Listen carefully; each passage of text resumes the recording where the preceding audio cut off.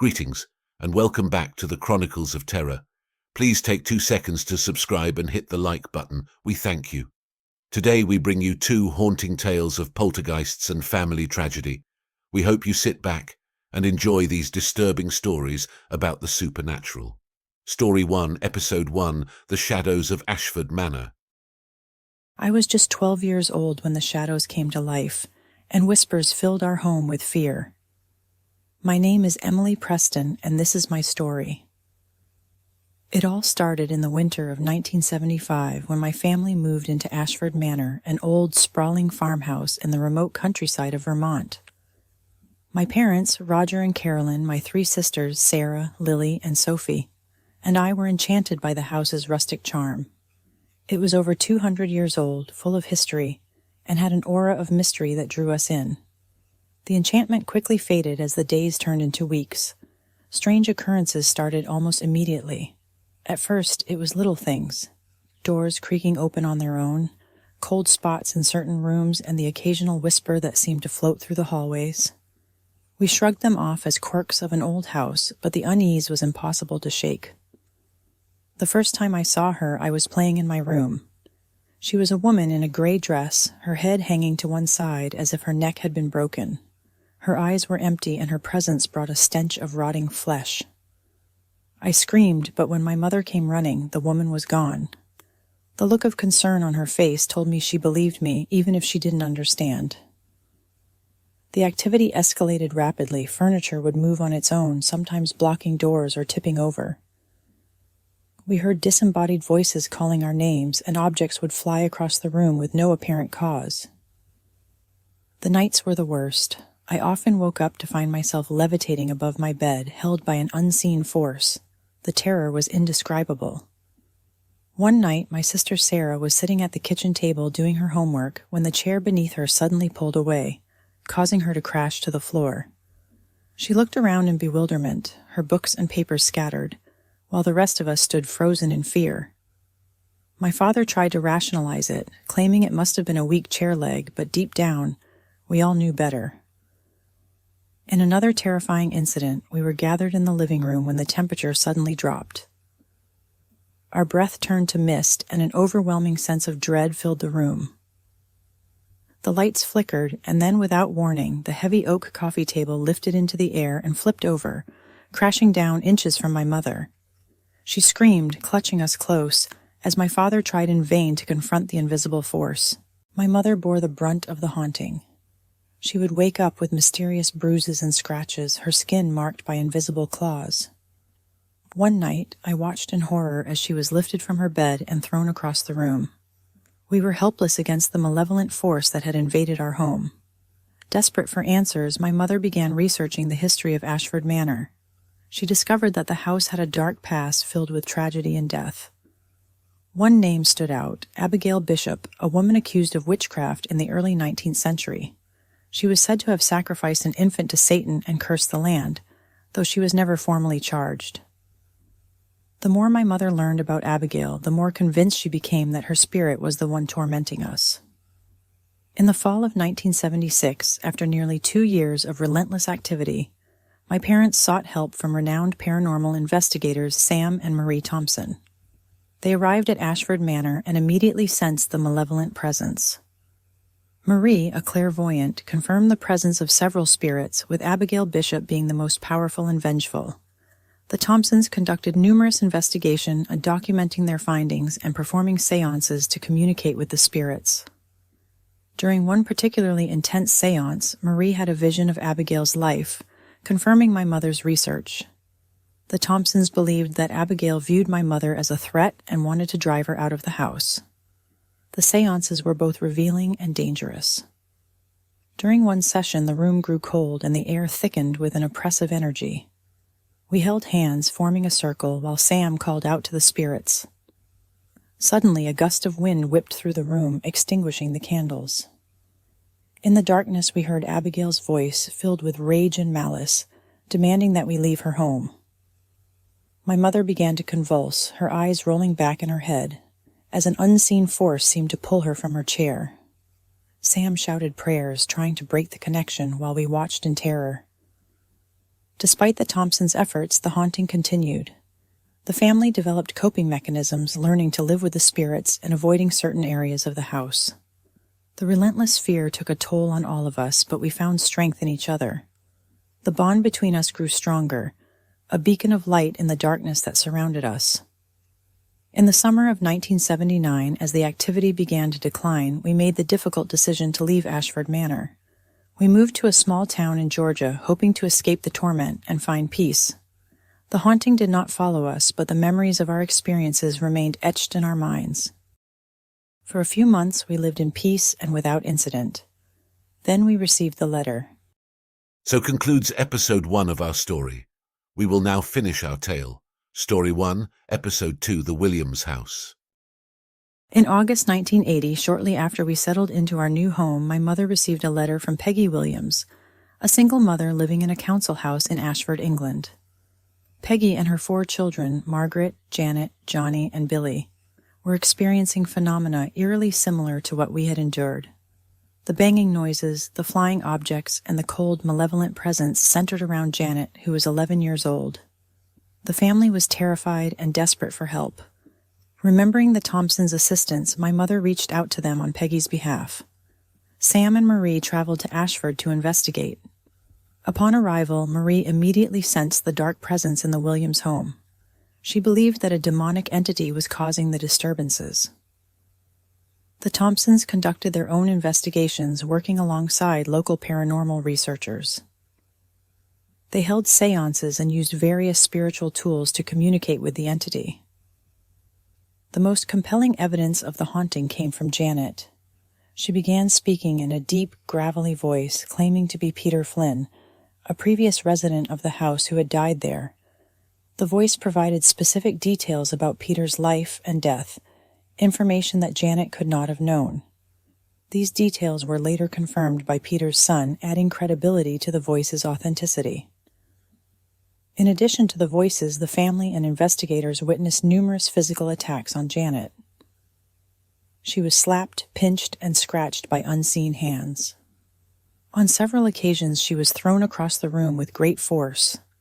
The activity was so intense that Janet was hospitalized for a brief period, but even there, the phenomena followed her, with hospital staff witnessing unexplained events. One night, while the Thompsons were present, the activity reached a terrifying peak. Janet was sitting on her bed, surrounded by her family and the investigators, when the room suddenly went dark. The air grew thick and cold, and a sense of dread filled the space. Janet began to convulse, her body lifting off the bed as an unseen force gripped her. Her eyes rolled back, and the deep voice of Peter Flynn echoed through the room, filled with anger and sorrow. The investigators watched in horror as Janet was flung across the room, slamming into the wall with a sickening thud. Sam and Marie worked frantically to calm the spirit, reciting prayers and calling on their faith to banish the entity. Despite extensive documentation and numerous witnesses, the case had its skeptics. Some believed that the children, particularly Janet, were fabricating the phenomena for attention. However, the intensity and complexity of the events, particularly the voices, convinced many of a genuine paranormal presence. Over time, the activity in the Williams house began to decline. By 1981, the phenomena had significantly decreased, though occasional incidents continued to occur. Janet and her family gradually returned to a semblance of normal life, though the experiences left a lasting impact on them.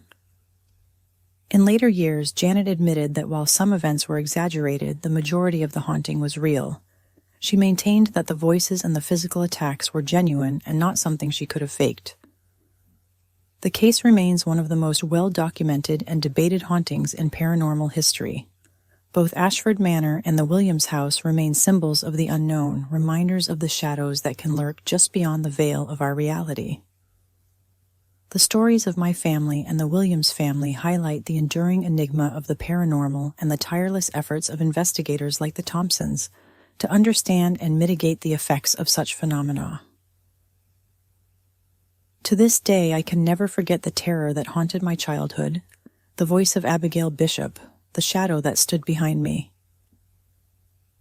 I am Emily Preston, and this is my story of the shadows of Ashford Manor, a tale of haunting that will never leave me. So concludes our first story. We hope you enjoyed. Prepare yourself for our second tale of the paranormal. Story 2, Episode 1, The Old Morgan Hotel. My name is Lily, and I'm 10 years old. I've seen things that no one would believe, and I survived something that still gives me nightmares. This is my story. It all started when my family decided to take a vacation. We stayed at the Old Morgan Hotel, a place known for its elegance and charm, but no one told us about the dark history that lay within its walls. The first night seemed normal. We checked in, admired the grand lobby with its sparkling chandeliers, and settled into our room on the 4th floor. It was a beautiful suite, but there was something off about it. The air felt heavy, and there was a coldness that seeped into my bones. The trouble started the second night.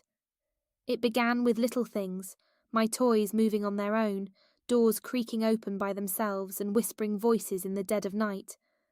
I tried telling my parents, but they brushed it off, thinking I was just scared of a new place.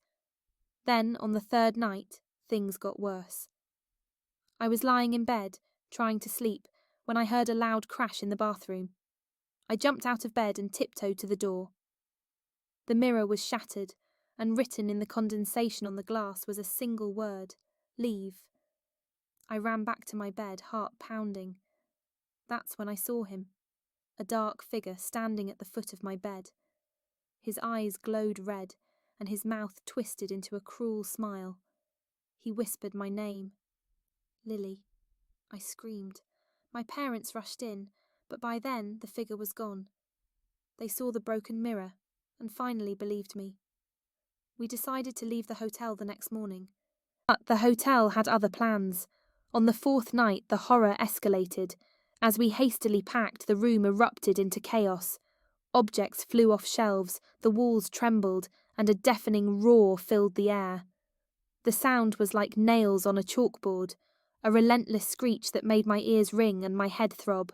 The furniture levitated, crashing against the walls, and the windows rattled violently, threatening to shatter.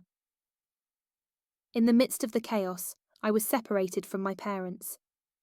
I remember standing in the middle of the maelstrom, my heart pounding with a mixture of terror and defiance. The poltergeist thrived on our fear, I realised. Summoning every ounce of courage, I faced the unseen horror and shouted, "We're not afraid of you! Leave us alone!" For a brief moment the chaos ceased. An oppressive silence fell over the room, the air thick with anticipation. Then the spirit let out a blood-curdling scream, a sound that still haunts my dreams, and everything went dark. When I awoke, I was alone. The room was eerily quiet, my parents gone, their belongings scattered as if they had never existed. I stumbled through the hotel, calling out for them, but the only response was the echo of my own voice. The 5th night I was found by the hotel staff, huddled in a corner, clutching a tattered stuffed bear. They said I was the only survivor. My parents were never found, vanished without a trace, swallowed by the malevolent entity that inhabited the Morgan Hotel. I later learned that the hotel was built on the remains of a sanatorium, a place of suffering and despair. The poltergeist was one of the many tortured souls trapped there, its rage and sorrow manifesting in the horrors we experienced. Even now, decades later, I can still hear the whispers in the dead of night, feel the cold touch of that long-dead entity. The Morgan Hotel stands abandoned, a monument to the darkness that dwells within. And I, the sole survivor, carry the scars of that night, forever haunted by the evil that lurks in the shadows. For years I've lived with the guilt of surviving, the trauma shaping every aspect of my life. I became a paranormal investigator, driven by a need to understand the forces that tore my family apart.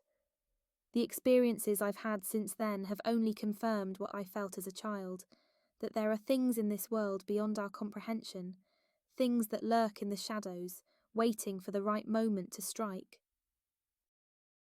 This concludes the first episode of Story 2.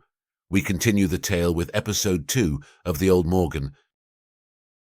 Years have passed since my harrowing experience at the Morgan Hotel. I've tried to live a normal life, but the shadows of that place have never fully left me. As a paranormal investigator, I've confronted many dark entities, but none as malevolent or personal as the one that took my parents. This story begins where the other ended, with my return to the Morgan Hotel. After decades of silence, the hotel was set to be demolished. The news brought back a rush of memories, and a sense of unfinished business gnawed at me. I needed to return one last time to confront the darkness and find the answers that had eluded me for so long. With my trusted colleague, James, and a team of seasoned investigators, I ventured back to the Morgan Hotel. We arrived at dusk, the sun casting long shadows across the decaying structure. The once grand entrance was now boarded up, the windows shattered, and the air thick with the scent of mould and decay. "Are you sure about this, Lily?" James asked, his voice filled with concern.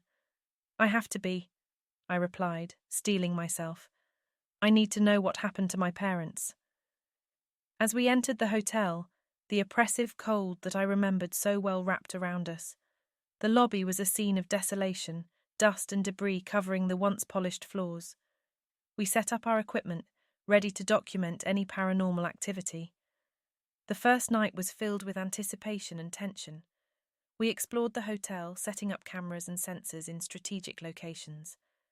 The air was thick with an unnatural chill, and the familiar feeling of being watched returned. Despite the eerie atmosphere, the first night passed without incident, leaving us on edge but determined. On the second night, the real horror began. As we conducted an EVP session in the room where I had stayed as a child, the temperature plummeted. The static on our radios became deafening, and then we heard it. A voice, clear and anguished. "Lily." My heart raced as I gripped the recorder. "Who are you? What do you want?" I demanded. The voice responded, filled with sorrow and rage. "You must leave, or suffer." Before we could react, the room erupted into chaos. Furniture was thrown across the room, our equipment malfunctioned, and the walls seemed to close in on us. The dark figure from my childhood appeared, its eyes burning with malevolent fire.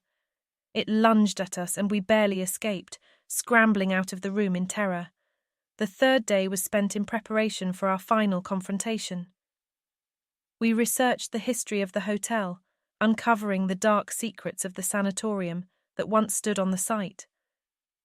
We found references to an ancient ritual used to seal portals and free trapped souls.